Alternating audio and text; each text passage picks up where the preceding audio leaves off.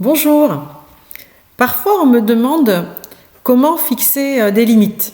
Il se trouve que ce soit dans ma vie personnelle ou dans ma vie professionnelle, je prône la gentillesse comme étant une valeur, comme étant une force.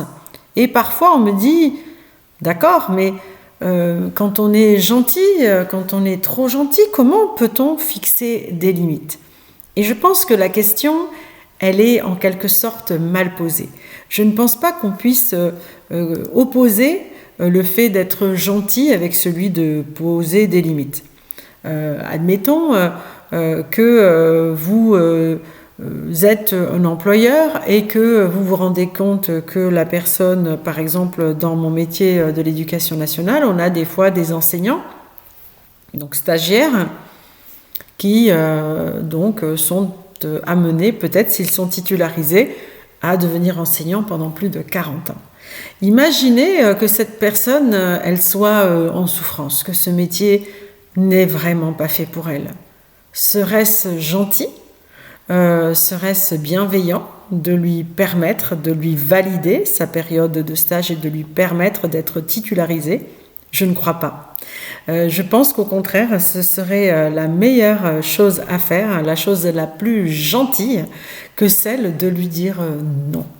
Et c'est cet état d'esprit-là que je pense il faut avoir quand on fixe des limites. Évidemment, fixer des limites, souvent, c'est associé à dire oui, à dire non. Celui de donner quelque chose ou celui de ne pas donner quelque chose. Et évidemment, dans l'imaginaire, le fait de dire oui ou de donner, ça paraît gentil, et celui de dire non, ça paraît être méchant. Et c'est peut-être pour ça que les personnes ont du mal à fixer des limites parfois dans leur vie quotidienne, familiale, dans leur vie de couple ou au travail. Parce qu'en fait, on a du mal avec soi-même. On a du mal avec le fait d'assumer, d'avoir dire non. Pourtant, dire non, parfois, bien, comme je l'ai expliqué tout à l'heure, ça peut être une très bonne décision. Si par exemple un enfant nous demande de manger du sucre, est-ce que le fait de dire oui, c'est gentil?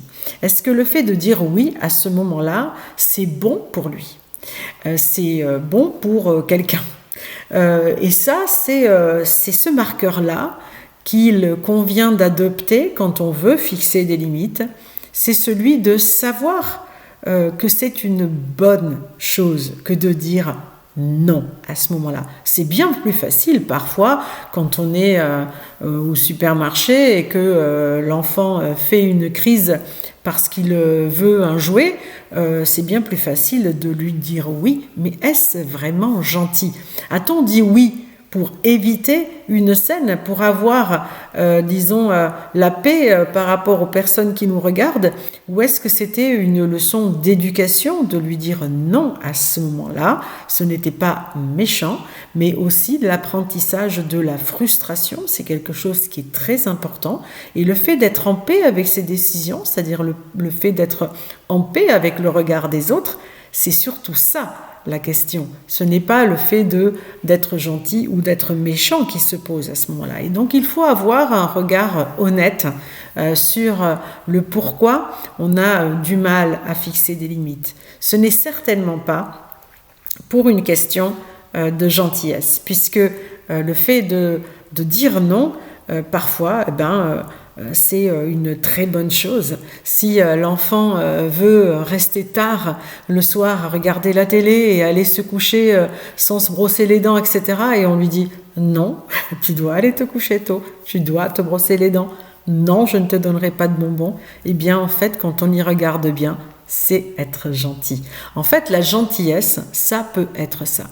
Et ce que j'essaye de vous dire, c'est que un acte, selon son intention, il peut revêtir des situations bien différentes. Admettons par exemple que vous avez une personne devant vous et que vous la poussez et qu'elle s'écorche les genoux. Dit comme ça peut être quelque chose de méchant, mais si une voiture lui fonçait dessus et que vous, en la poussant, vous lui avez sauvé la vie, même si elle s'écorche les genoux, n'était-ce pas l'acte le plus gentil que vous ayez pu faire à ce moment-là? Ce que je veux dire, c'est que tout est une question de perception et souvent, la question de se fixer les limites, elle est souvent à faire avec soi-même. C'est nous-mêmes qui ne sommes pas en accord avec nos propres valeurs, nos propres intentions. Et c'est pour ça que parfois on a du mal à fixer les limites. Fixer les limites, c'est de la bienveillance. Fixer les limites, c'est dire non, mais pas pour nuire à quelqu'un. Dire non, parce que c'est une bonne chose de dire non. Et parfois, on peut dire oui, mais si, par exemple, une personne vous demande « Tiens, est-ce que j'ai mal agi aujourd'hui ?» Si c'est un ami à vous, que vous appréciez, et que la personne, elle a mal agi, est-ce gentil ou est-ce méchant que de lui dire « Là, tu as mal agi ?» Je pense que quand on est ami ou quand on aime quelqu'un, on peut se permettre de lui dire, tout en continuant à l'aimer, on peut se permettre de lui dire, eh bien là, tu as mal agi. Et quand on arrive à faire ça, on est capable de fixer des limites pour le bien de tout le monde. Il n'est pas question de mentir. On ne va pas lui dire, oui, tu as bien agi, alors que la personne a eu tort. Ça ne l'aidera pas à grandir. Donc, mais par contre, on ne le fait pas pour la blesser, évidemment.